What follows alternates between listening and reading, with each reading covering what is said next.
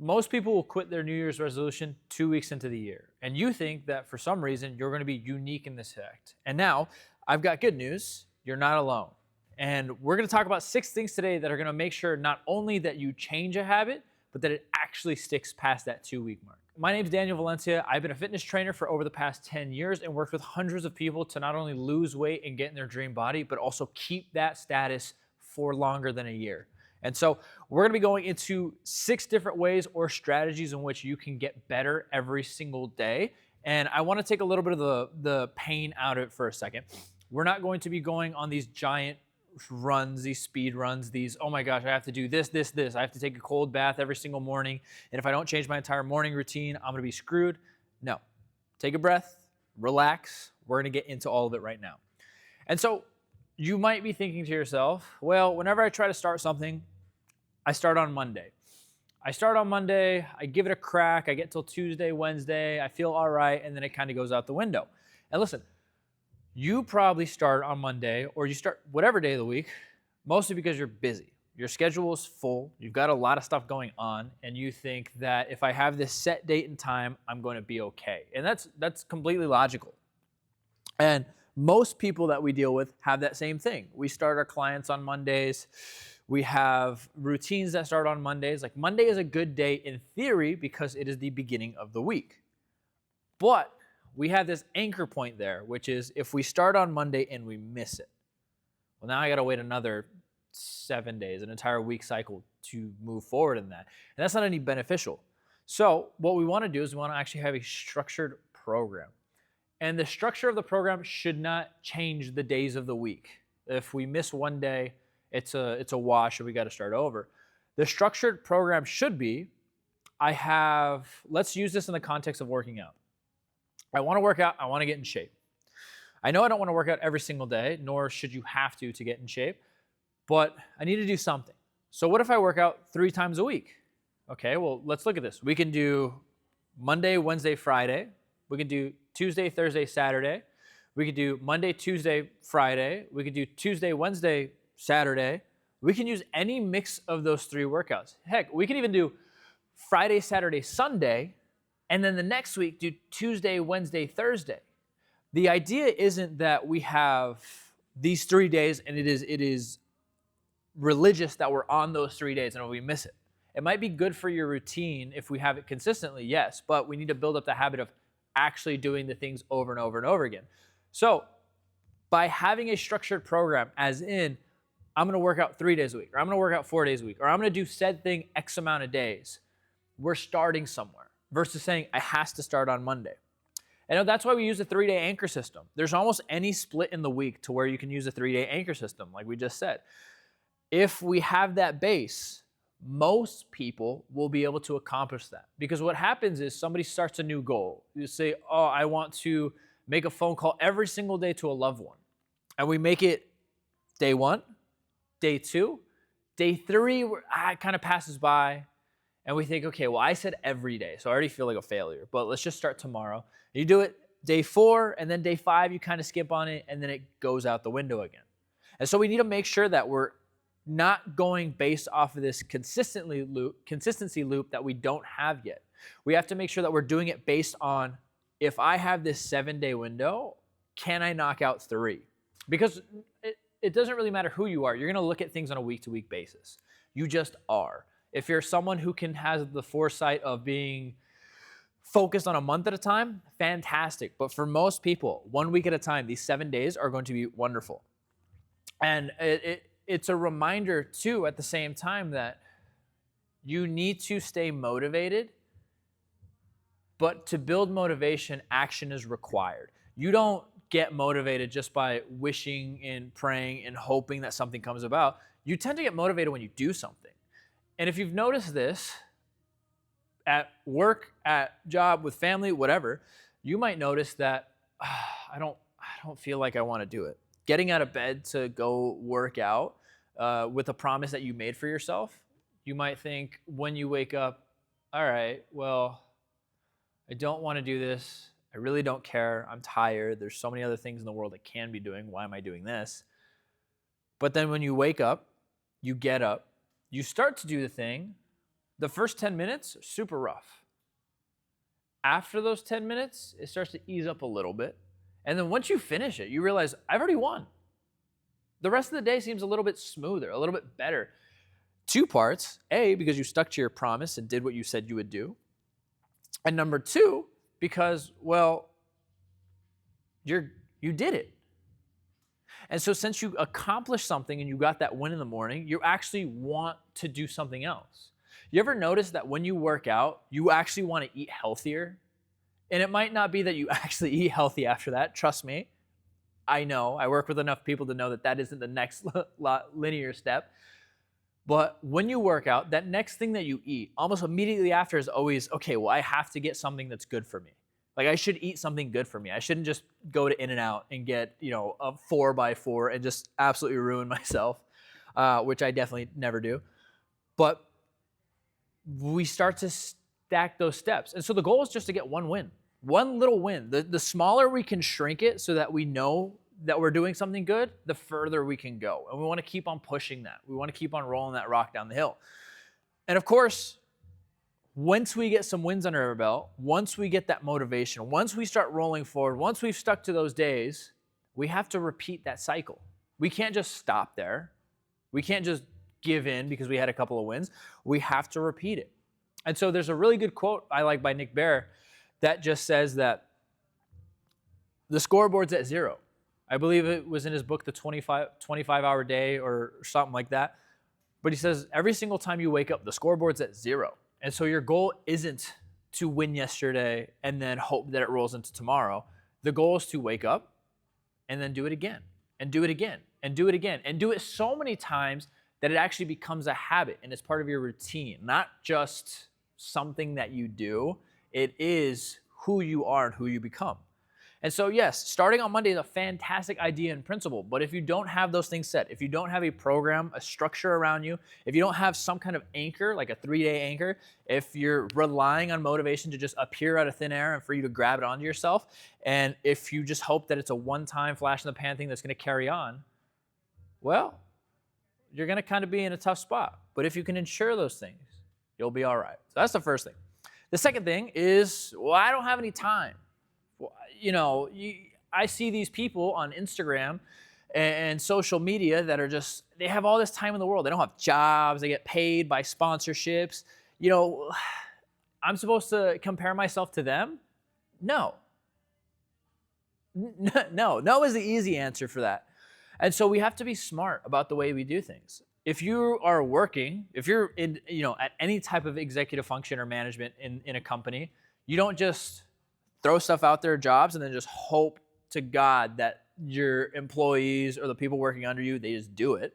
And if you're an employee, you kind of hope that when you come in, there's some kind of structure. It's not just like, hey, we just got work to do, figure it out and go.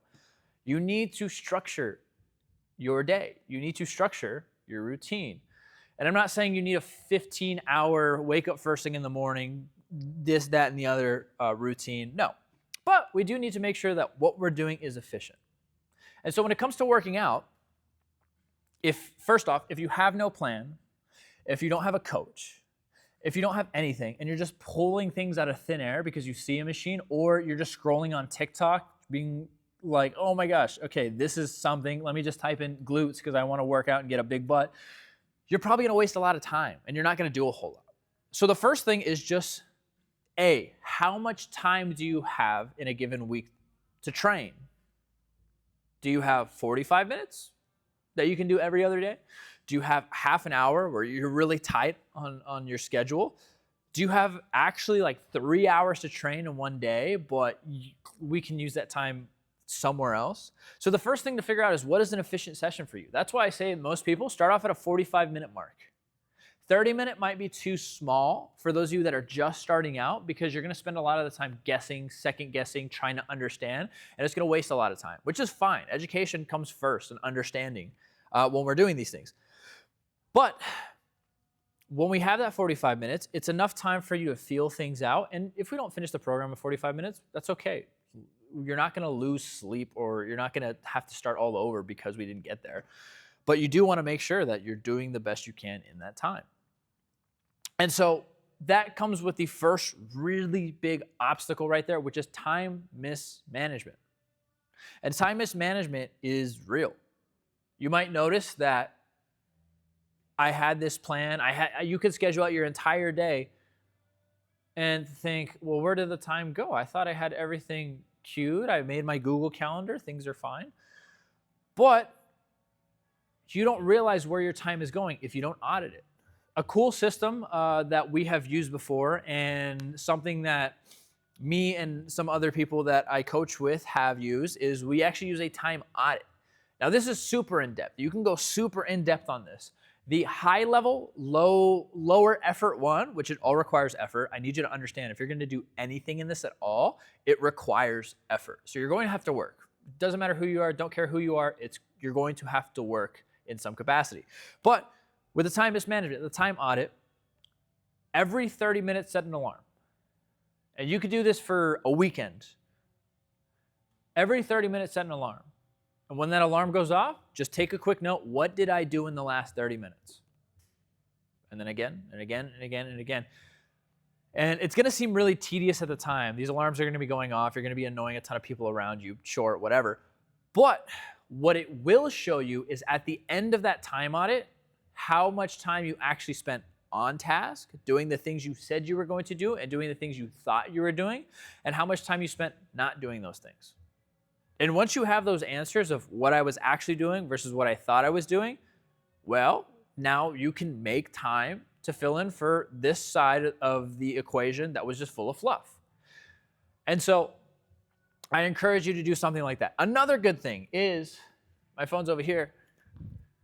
If you go onto your phone and you go onto the screen time setting and you see how much time you're spending on your phone, you'll probably be a little grossed out. I know I am. I don't think I'm ever happy with my screen time on my phone. But B, you will also see, okay, well, I'm sure half of that screen time wasn't necessary. So if I spent half that time scrolling on my phone doing whatever it is that you were doing, you could find time to do something. You can find time to work out. 15 minutes, 30 minutes, I don't care. What I care is that you are moving, you're doing something. And of course, the better system you have, the better you can schedule that in. And of course, one thing that I hear all the time from busy parents, busy businessmen, people who are working hard building something, working hard trying to maintain something, is I am busy all day and I have no energy to work out. You have no energy to work out because you are not working out. It is consistent. It is one of the things that happens every single time somebody starts working out with us, is within 3 to 4 weeks, they come back with the exact same feedback. They say, oh my gosh, I feel like I have so much energy, like I've bought time back in my life. And the starting point was, well, I just feel tired. And I feel like I need to take naps throughout the day. And I don't like the way I feel, and I'm drinking caffeine and energy drinks just to get by. And most of the time, that is because when you work out, your body feels better. You tend to change your eating habits. You tend to change the way that you structure your day. And you're getting more energy because your body is getting healthier. It's getting more efficient. It's working and building on itself. So it's kind of the opposite thought process the opposite in logic. Because the logic says, if I am tired and I work out and exert myself, I will be more tired at the end of the day. When the reality, the real here is that if I am tired and I work out, given that I'm not just throwing myself at a wall for no reason, I will actually gain energy at the end of the day. And if I repeat that cycle, I will continue to get more and more and more and more. And so when you start moving your body and doing the right things, you actually buy time back. That's why I say fitness is one of the biggest vessels for improving yourself and improving your life. Not because, yes, it is great to look good naked, it is great to feel good about your body, but you actually get a lot more out of life because you're able to do so much more. And so if you feel like you have no time to work out, you have no time to fit it in, this will help you right here. And so going on to our third segment, we have motivation does not last. I touched on this in the first segment just a little bit, but Well, a lot of the time when we sit down and we have a consult and somebody comes to us, they say, yes, this sounds fantastic. I think it would work for me, but I just have such a hard time staying motivated. I have such a hard time staying dedicated to this. And we say, all right, cool. Don't put it all on your shoulders. When you have a coach or an accountability partner or some system around you to keep you in check, you're going to stay way more locked in. And because when you do it by yourself, you have to think of it by yourself. You have to do everything by yourself. You have to lock in by yourself. You have to stay accountable to yourself, which if we've gotten this far in life and we have not worked on these things, the odds that you're going to stay accountable to yourself is low. Not impossible, it's low. And so rather than trying to force this square through the round hole, finding somebody, using somebody, having a service that keeps you accountable, checks in on you, and makes sure that you are doing the things that you said you were going to do or the things that you want to do to get the result you want will benefit you, because you don't have to just rely on this feeling of, okay, I'm ready, I'm good, I'm ready. Because chances are you won't feel ready, but you'll never feel ready to start. It's never a good time to start, but it's always a great time to begin. And so you need to get that out of your head. And so when we're on that process, we're going to be building habits. We're going to be building foundational things, because the goal isn't that when you wake up in the morning, every single time it takes a migraine and a half for you to tie your shoes, to get in, to work out, to do your thing. No, we want it to be a passive experience down the line. We want it to be a habit. And now you might be thinking to yourself, well, how am I supposed to build the habit of eating well? I don't even have good habits. I'm bad at building habits. And that's not true. You're actually really, really good at building habits. You've built thousands of habits your entire life. Chances are that when you wake up, one of the first things you do is you brush your teeth. That's a habit that you're really consistent at. And then after you brush your teeth, maybe you use the bathroom. That's a habit you're consistent at. After you're done with that, you might scroll on your phone. Well, that's a habit you're consistent at. And then after you're done scrolling on your phone, maybe you get changed and get ready. Well, that's a habit you're consistent at. And then once you're ready and you start to drive to work, maybe you stop at the gas station and you get an energy drink or a snack. That's a habit you're consistent at. And so we can go on and on and on about the habits that you are consistent at, the habits that you already have that maybe you're not aware of. And all we have to do is change like 2 or 3 of them. Like in that example, instead of scrolling on our phone, what if we listen to an audiobook? What if we prepared a healthier alternative for breakfast? That would, if we did that instead of scrolling our phone, that would actually change the gas station habit as well, and it would just take it away. So the goal isn't to override your entire operating system as a person. It's just to change the way that you tactically go about your day. One little thing at a time, one crumb at a time, because you are a collection of all the habits you have, whether you're aware of it or not. And so the big difference is the discipline versus motivation factor. And we always hear discipline. You got to be disciplined. You got to do this, that, and the other, eat a bag of nails. And I used to be that way, where I'm like, oh, you just don't have discipline. And I was a bit of a prick when it came to it. I'm not going to lie. But the definition that gave me a really good understanding of this was discipline is just how many times can you do something that you truly don't want to do over and over and over again without wanting to do it to get the result you actually desire. And so let me put it like this. It doesn't require a lot of discipline to eat your favorite snack. If you're like, I'm going to eat my favorite snack every day, it doesn't take a lot of discipline. You're fine. You love it. Sure. It doesn't take a lot of discipline to watch some TikToks. You almost will never have the habit, I'm sure, of being in the realm of, I want to watch TikTok for 4 hours, but it doesn't take a lot of discipline. You just do it. Awesome. But it does take discipline to want to have the routine of, I'm going to wake up and go to the gym at 7 a.m. so I can feel healthier every single day. The desire, I want to feel healthier every single day. The thing that requires discipline is getting up early, going before work. That is probably something that you do not want to do, and your body's like, oh no, please don't make me get up and go outside, it's cold. But doing that thing again and again and again and again will give you that desire. Nothing else will. Nothing else is going to change that for you. So that is all discipline is. And when you can recognize that, it makes it a little bit easier to go into it.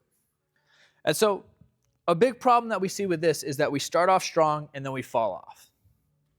We start off super hyped, ready. Oh, I'm king of the world. I'm going to do this thing. And then we end up stopping. And why is that? Well, it's pretty simple. Most of the time we just start off way too hot. We think, okay, I'm going to go this. I'm going to do this. I'm going to do this. And we have this list of 15 things, and we're super hyped and we're super stoked, and then it just kind of all goes to the wayside. So back to what we were saying, let's just change a couple things, and then we'll go from there. And so if you've been struggling with motivation, this is a really good way to combat it. Now going on to our fourth thing. We have my diet always fails. Well, I've tried keto. I've been a pescatarian for a week and a half. I went completely on carbs, which sounds miserable. Just laundry list of things. And you just go, it just hasn't worked for me. And the big thing is that, okay, well, you just need a little bit of education and nutrition support. Most of the time, if we put two meals in front of you and we say, hey, which one do you think you should eat? This plate of donuts and crackers and whatever, or this ground beef, rice, broccoli, and whatever, we're going to obviously go, okay, well, yeah, the ground beef, like that's obvious. But then the second we go home, we look in our cabinet and we go, fuck. I don't know. And that's just, it's a support thing. It's an education thing. It's a system thing. And sometimes, or most times I should say, it's kind of a heritage thing. How your family was brought up, what you learned as a kid, all that stuff comes into it. And so by having some kind of nutrition support, we can start picking apart these thought processes and breaking your belief on either how nutrition should be or what nutrition is. I can't tell you how many times somebody comes in here and talks about food, and we realize, okay, well, that, honestly doesn't make any sense at all from a nutrition and health coach perspective. So we need to change these things. And it's not necessarily we need to change the food itself. We need to change the way you look at it. It's like when somebody comes to us and they say, well, I just have a problem with carbs, and I know carbs are bad for you, so I know I should just cut out all carbs. And we say, no, don't do that. You shouldn't do that. Carbs are actually pretty badass. What we need to do is stop cooking everything in as much oil as it's physically possible, and then we'll probably get a lot closer to our goal. And so there's little things like that, little tactical things that we can change. And having a nutrition support, a coach that's there, a education system around you, is actually super helpful. And you have to be open to the conversation. That is a big thing. If you're completely shut down, you say, no, this is how food is, I'm not changing a thing, you're probably not going to get too far. You have to open it up to it. If you have the palate of a child saying, well, if it's not mac and cheese and chicken nuggets, I'm not doing it, you're probably not going to get far unless we have like literally no cheese and no chicken nuggets, and we just strip down as much as possible. But for you to have a good, fulfilling life with that, it's good. And you can just set some simple nutrition rules. We have diagrams of a plate that you could be eating, and it just shows you what your portion size should be like, give or take. Like your protein should be in the palm of your hand, your carbs can be like a fistful, your fats could be your thumb, and then if you have that on a plate, you're probably pretty well off. And you can have 2 fistfuls of veggies. If you did that every day, you would probably see progress. Like 90% chance you'd see progress if that was every single meal you ate, was that breakdown. And so the next thing that happens is usually somebody comes in with a super restricted diet, and it says, well, I worked with somebody before and they said that I can't have any candy, I can't have any chips, I actually can't have any red meats, I can't have any types of carbs that come from a tree. And then they start listing out these crazy ideas. And first off, we go, where did you learn that? That can't be good for you. And secondly, we go, okay, cool. We're going to throw like 90% of that back into the ocean, and we're just going to set up some really simple rules for you, and we're not going to try and take away anything unless unless we see that as a chronic problem. If you have a chronic problem where it's like, I literally, if there are snacks and sweets in the house, I'm going to eat them all. It's like, okay, the first thing we're going to do is just take them all out because you can't be trusted with them. But at some point when we graduate, we can reintroduce that as well. We're not just going to take everything from you. That doesn't do anything good. And so on top of that, we hear, yeah, but you know, even if we say it's simple and it's fine, I don't think you know me. I've tried everything and nothing worked. And we go, okay, cool. If we wrote down every single thing you ate in a day in a food journal, and we looked at that, and we did that for a week straight, what would the story tell us? Because most of the time, people tell themselves a story that's actually not true. They say, okay, well, I eat really well, and I only eat 2 times a day. And then we find out that they're a mother with 3 kids, and every single time that their kid doesn't finish their plate, they eat whatever the scraps are. And they don't consider that a meal. They consider it survival. They consider it, oh, I got to take care of this because the kids didn't eat it. I don't want the food to go to waste. But then they've added an extra 300-400 calories. It's like, yeah, no wonder you're not losing weight. So you're having a second meal, and it's not your fault. Like, it's not, you are not a bad person because of it. We just need to develop clarity. So we say, keep a food journal. Whatever goes in your mouth goes on the paper. And if you're tech savvy, whatever goes in your mouth goes in the app. And you know that's more so how we see diets fail, is just that system right there. And now going into part 5, we have our plateau frustration. This can happen at any point in your fitness journey, And so what we typically see is somebody who has lost a significant amount of weight, and then they stop. And it seems like for weeks they're dead in their tracks. And they don't understand. They said, well, I was losing weight for a long time, and now it just doesn't work. And there's a saying that I absolutely love, which is, what got you here won't get you there. And sometimes we outgrow the things that work, which is fine. And it's very dependent on your goals. And so one of the big ways that we can combat that is by having some kind of weekly check-in. We have it here in the facility where every single week, there's a weekly check-in. You submit your information, and we're able to track it by there. And then if we notice anything that's a red flag or some things we need to change, we have a little meeting about it, and we talk about it, and we switch things up. That way, we can keep making a difference. Because sometimes we've lost so much weight on this. Let's say that we lost 40 pounds eating at 2,500 calories, which is still technically 400 over our baseline if we're at our goal weight. But then we did it, and now we don't lose weight. The first thing we would do isn't slash calories immediately. That is such a go-to reaction for things, like, okay, let's just cut more calories. The first thing we would do is, again, go to some kind of food journal. We check in, okay, are we doing anything different? Are we finding ourselves snacking a little bit? Maybe we've developed a sweet tooth. Are we going out more often? Maybe we're having some drinks. Like, what outside circumstances are new? Because most of the time when somebody loses weight or they get some kind of transformation or they're getting in better shape, their life around them also changes. So if you feel like, oh, well, I did this and then all of a sudden like it just didn't work, we need to look at a full 360, because there's a possibility that your life changed. And so you're not in the same situation. So we can't use the same rules. And so once we've done that, we track your habits. Okay, are we on top of our water? Have we actually been tracking our food? Are we sleeping well? Are we doing as many workouts as we said we were going to do?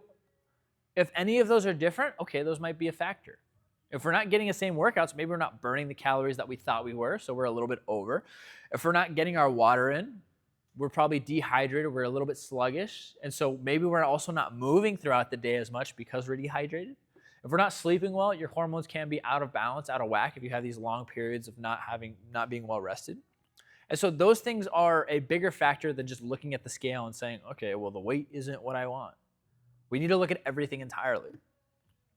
And so another thing is your body will adapt over time. Your body's going to change. Humans are extremely resilient. We're one of the most adaptable animals in the entire world. And so we just need to see how we're adapting to stimulus, how we're adapting to changes. Sometimes it feels better than others. Sometimes it's worse than others. Sometimes we need to change things up. Sometimes we need to do this, that, and the other. And there's a long list of things we can get to, but What have we adapted to? Now, I'm going to put a really big caveat here. The chance that your metabolism slowed down to shit, and that's the reason that you can't lose weight, is almost non-existent. What we see time and time again is, and this happens, people notice this after high school or college, is they go, well, in high school, I could eat whatever I want, and I was perfectly fine. And then they go, and then in college, I gained a little bit of weight, but then after college, I really put it on. And we start to look, okay, what were your habits then? What are your habits now? We simply think that we've matured to an age where our metabolism crashed down. But what happened was you went from a system, or you went from an environment where you were walking everywhere, you were out socializing, you were doing a lot of things, you were using your brain a lot, to now you're more sedentary. Maybe you're at an office job, you're not working around as much. The food around you isn't as much catered and taken care of, so you're responsible for it. So maybe we're making poorer choices than we were in the past. And so those things are going to be a bigger factor than my metabolism slowed down. If we took you to a doctor and tested your metabolism, and you've been saying for years, oh, it's my metabolism, you're probably going to be wrong. But that's a good thing, because once you free yourself from that idea, we can move forward. But the second that we keep saying, well, my body can't do this, okay, it won't. You won't. Until you change that mindset and that frame of mind, it won't, because you will constantly try to reassure that position. And so when we see that the scale's not moving and this, that, and the other, we need to make sure that we're not blaming genetics. We are not blaming how we are. We're not blaming things that we can't control. Because the second that we do that, it's a losing game. We can only keep blaming and keep pushing on that blame again and again and again. We need to make sure that we are keeping ourselves accountable to the things we say we're going to do. And so if you feel like you're in some kind of plateau, the first thing you should do is check your environment and check your habits. If they're going good, we can make a change, and it's not going to be huge. But if those things aren't good, those are the first things we got to change and check in on. And now that brings us to part 6, this mentality of all or nothing. Let me get a sip of water. Fantastic.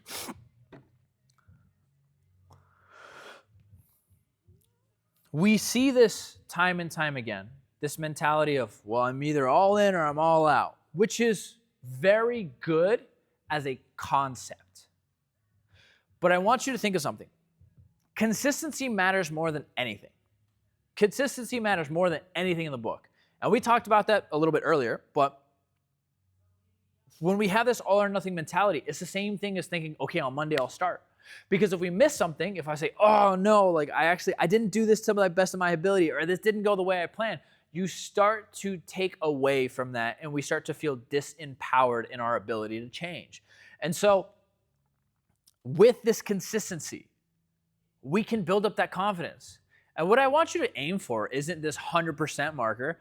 I want you to shoot for, if you're not consistent at all, let's aim at 50%.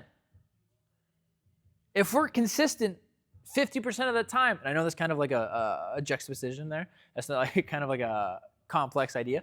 But if we're consistent 50% of the time at doing the thing, and we're at 0 in the beginning, well, we're already better. We're already hundreds of times better.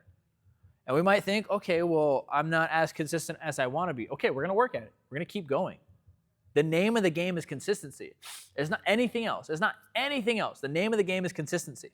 If I can stay consistent, if I can do it again, then let's go. And that's why we need a minimum standard kind of day, a minimum standard kind of framework. And so how I like to think of it, and I got this from a man named Matt Diavella, is the 2-day rule. And I'm inconsistent at this time, right? I'm not going to pretend like I'm holier than thou, but the minimum standard day is this. I wake up, I have 5 things to get done in a day. That's it. 5 things that are important. One of them is for my health and fitness, my workout. One of them is for my family and friends.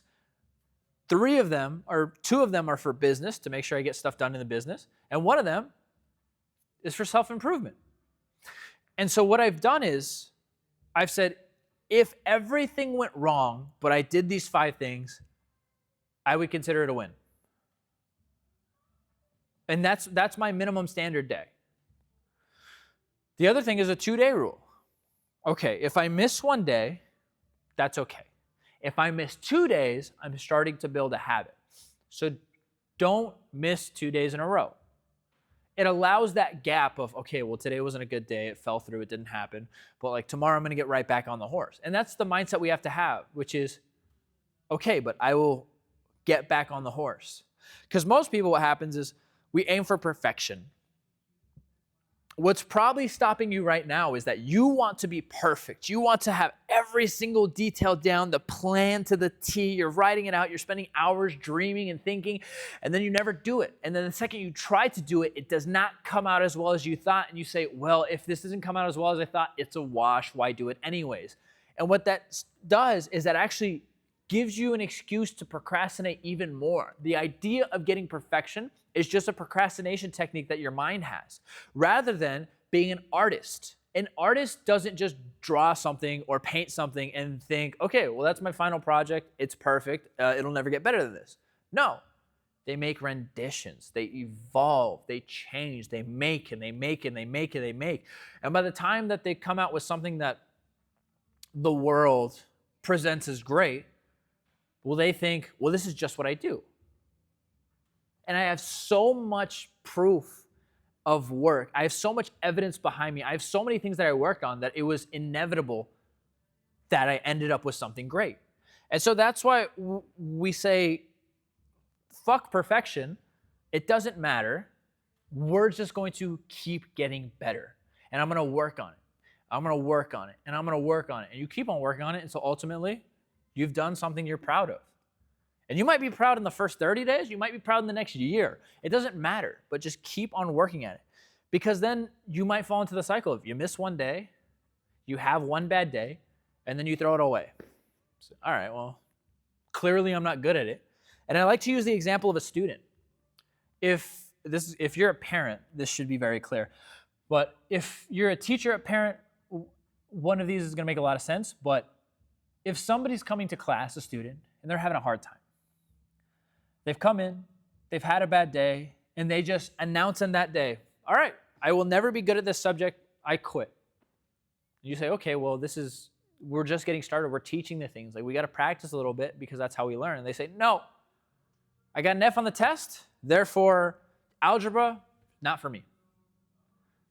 As a teacher, as an educator, as an instructor, you would realize that that's a flawed mentality. We can't just think that. We have to work at it. We have to practice again. That's why in school so much they say you got to work hard, you got to study, you got to repeat it, you got to go over it again and again and again, because you will not be perfect, but you will make progress at working at it. It's the same exact thing for you. Why do you think that you are any different in that path? You have to work at it. You have to try again. You have to keep hammering at it, because everybody is bad at the beginning. Everybody starts at zero in the beginning. And to think that you're different or special is an insult to your future self, because you'll never look back and think, oh my gosh, I'm so happy that I threw in the towel. I'm so happy that I just gave up and didn't care about it. But you will always look back and think, I wish I had done the thing regardless. I wish I had tried more. And so give yourself the opportunity. Work forward. Do something about it. Don't let it just go away and slip through your hands because you simply felt embarrassed. It's not an all or nothing deal. It's a one day at a time. I get better 1% at a time. And I do the best I can to my ability, and I keep going forward. And so that's our 6 things for today. If you have any questions, if you have any comments, if you want to send us anything, please feel free to reach out to us. We'll get back to you as fast as humanly possible. But I appreciate you guys taking the time out of your day to watch this video. Take care.